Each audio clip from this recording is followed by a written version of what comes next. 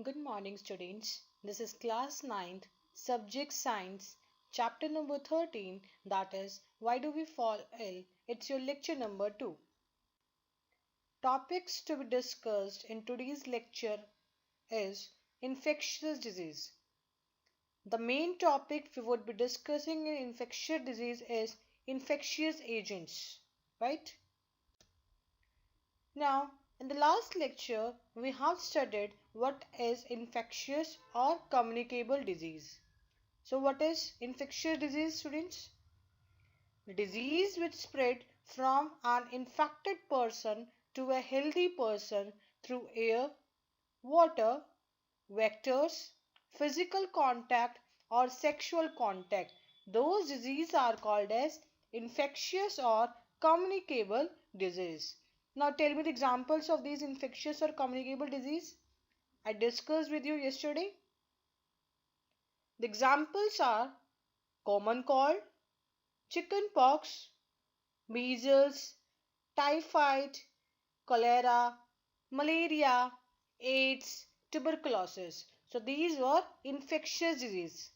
This we discussed yesterday. Okay. Now a main topic of today's lecture is infectious agents.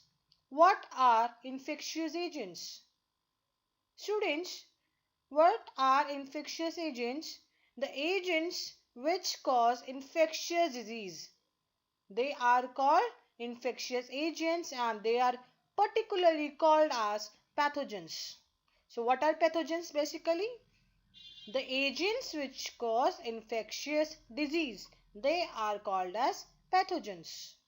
Now these pathogens, they have been classified into a few groups where the classification is based on the common characteristics between the different organisms.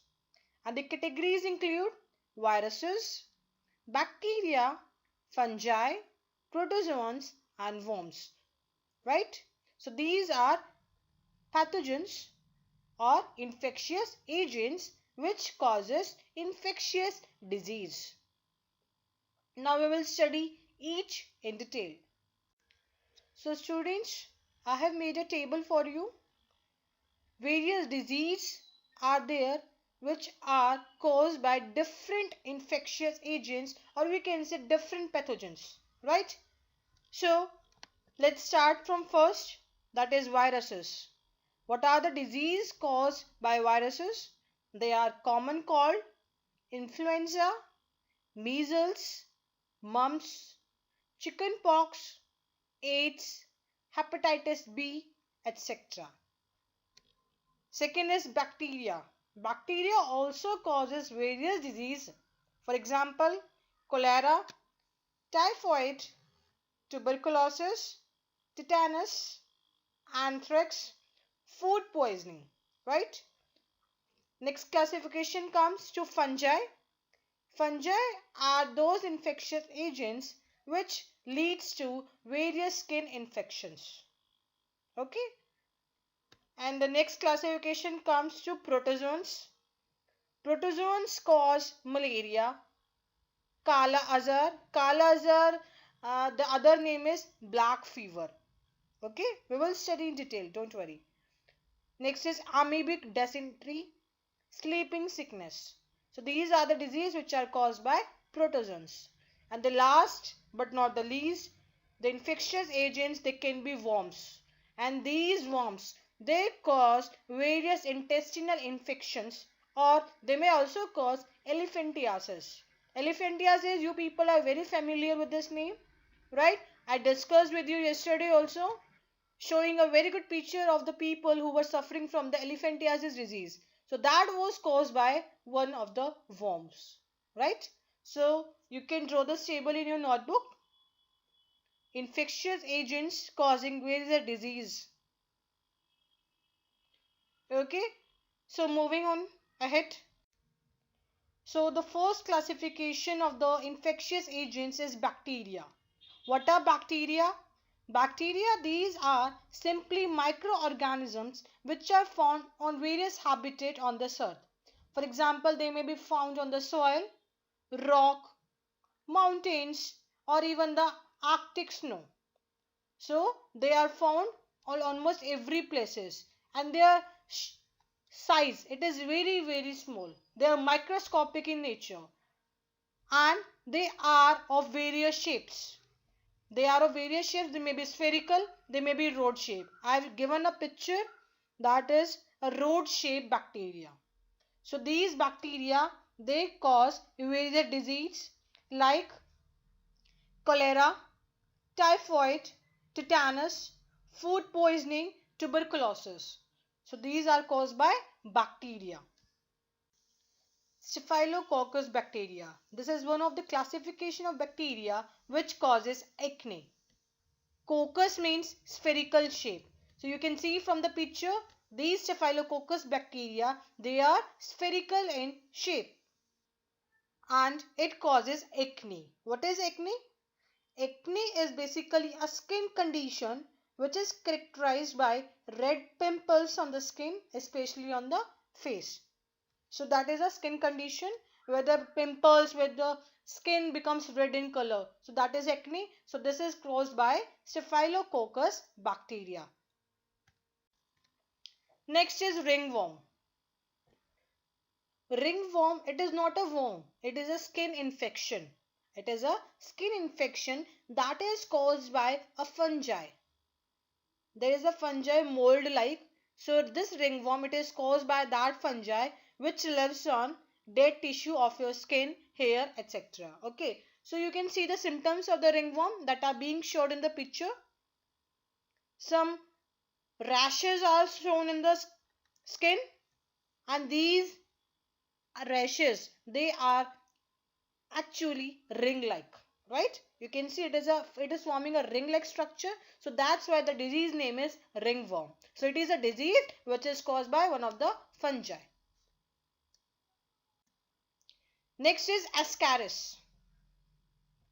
Ascaris, you can see from the picture, this is a organism which is called ascaris. This ascaris, it causes a disease called as ascariasis. It causes a disease called as ascariasis. Now the question arises, what causes an ascariasis infection? How does it occur? Any of the person, it can be infected with the ascariasis after when they ingest the eggs of the roundworm. If any person ingests the eggs of this roundworm, they can be infected with ascariasis disease. And how they can be infected? The eggs of this roundworm ascaris, it can be found in the soil which is contaminated by human feces, or uncooked food which is contaminated by soil that contains roundworm eggs. So this ascariasis, it enters you people, enters humans through that soil. Suppose if there are some people who look into the soil without washing their hands, some of the children, they become infected when they put their hands in their mouths after they are playing in the contaminated soil. So they become infected with this ascaris roundworm and they cause ascariasis. This ascariasis, it has a huge symptoms on the human health. For example, the first symptoms that appear, they may be coughing, shortness of the breath, chest discomfort, fever, etc. But later on, it may cause vomiting, diarrhea, nausea, or blockage in the intestine. Okay, so this was about ascaris, one of the worms which cause ascariasis.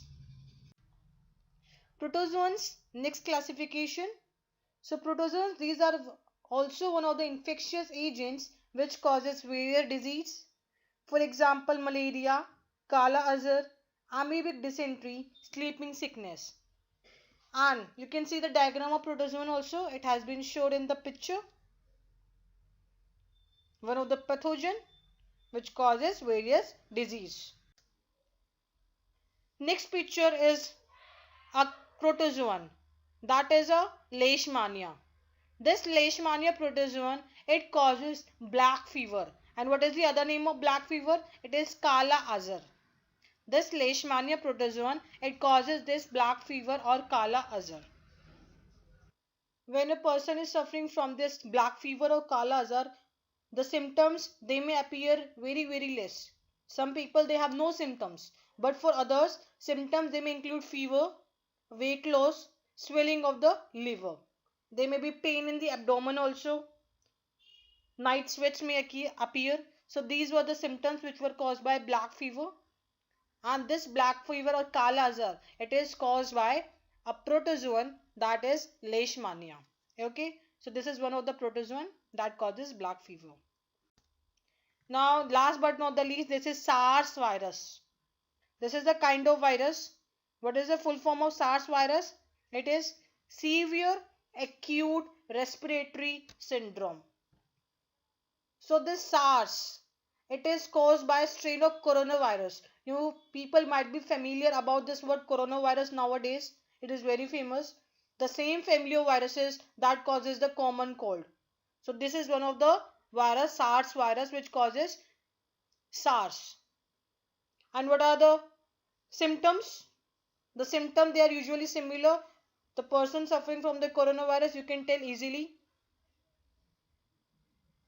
It usually begins with the symptoms like fever, chills, muscle aches, headache, and diarrhea. But after about a week, signs and symptoms, they may include dry cough or shortness of breath. So it is a very serious illness that can lead to death also.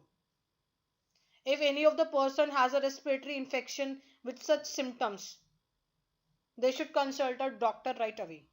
Okay, so these were the various classifications of the infectious agents which causes various disease. Now the question arises, why it is important that we think of these categories of infectious agents? Why is it so? For example, if we take antibiotics, let us consider the case of antibiotics. What are antibiotics?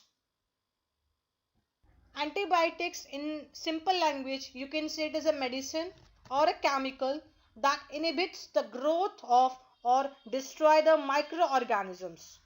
So it is a chemical that can destroy harmful bacteria in the body or limit their growth. So these were antibiotics. Now what is the function of these antibiotics? They commonly block the biochemical pathways which are important for bacteria. These biochemical pathways, they are blocked by antibiotics. Many bacteria, for example, they make a cell wall to protect themselves. Yes, some of the bacteria are there that build a cell wall in order to protect themselves. Now, the antibiotic penicillin. Penicillin, you might have heard this word. It is one of the antibiotic. So, it blocks the bacterial processes that build the cell wall. So, this antibiotic, it will inhibit those processes of the bacteria which help in building the cell wall. So as a result, the growing bacteria, they become unable to make cell walls and they die easily. So that's why it is important to study the classification of such infectious agents. Okay. So this ends for today's lecture. What is your homework? We will do the following questions. Question number 1. List any 3 reasons why would you think that you are sick and ought to see a doctor. If only one of these symptoms were present, would you still go to the doctor? Why or why not? Question number 2. In which of the following cases do you think the long-term effects on our health are likely to be most unpleasant? If you get jaundice, if you get lice, if you get asthma. Question number 3. Conduct a survey in your neighborhood to find out what the 3 most common diseases are and suggest 3 steps that could be taken by bringing down the incidence of these diseases. Question number 4. A baby is not able to tell his or her caretakers that she or he is sick. What would help us to find out that the baby is sick and what is the sickness? So these were the 5 questions you have to do for today. Now I am discussing the homework solutions of the lecture number 1. Question number 1 was, state any 2 conditions essential for good health. So the 2 conditions which are essential for good health are state of physical, mental and social well-being, better surroundings, hygienic environment, proper nutritious food, proper balanced diet. Okay, you can write any of the 2. Question number 2 was, state any 2 conditions essential for being free of disease. So the two conditions are the person should take balanced diet or nutritious diet. Second, personal and community hygiene. Now, question number 3. Are the answers to the above question necessarily the same or different? Why? Yes, the answers of the above questions, they are different because a person may be free of disease but his mental, social or economical health may not be good. This I told you when I was teaching difference between healthy and disease free topic. Question number 4. How many times did you fall ill in the last 1 year? What were the illness? Think of one change you could make in your habits in order to avoid any of most of the above illness. Think of one change you would wish for you in your surroundings in order to avoid any of most of the above illness. So this is the basic question you have to write about yourself. So I have written about myself. The answer I have written is I fell ill twice in the last year. I suffered from diarrhea first and then dengue fever. So the changes made by me in my habits after suffering from the disease are I will always drink purified and clean water. I will wash my hands before eating any food item. I will live in a clean and hygienic environment where disease spreading vectors will not multiply. Examples of the multiplying vectors are mosquitoes. And the B part was the one change I would wish for in our surroundings in order to have a healthy society is by making pure drinking water available for the people. Consuming impure water is the root cause of many infectious diseases. So this question you have to write about yourself. What are your views on this question? So I have written these views according to me. And the last question, question number 5. A doctor or nurse or health worker is exposed to more people than others in the community. Find out how he or she avoids getting sick herself or himself. So answer, some of the important precautions that need to be taken by the doctor, nurse or health workers while treating the people who are sicker than the others in the community are when in contact with a diseased person, not to forget to wear a mask. So they should wear a mask always whenever they are in contact with a person who is suffering from any of the disease. Second precaution, drinking purified water. Yes, it is one of the main precautions that everyone should take, including us also. C, not neglecting cleanliness and personal hygiene. Personal hygienic environment is very important for each and every person on this earth. D, keeping themselves covered appropriately when moving in an infected region. And E, eating nutritious food and maintaining a healthy diet. So these are the basic precautions that they should take for avoiding getting disease. So thank you class.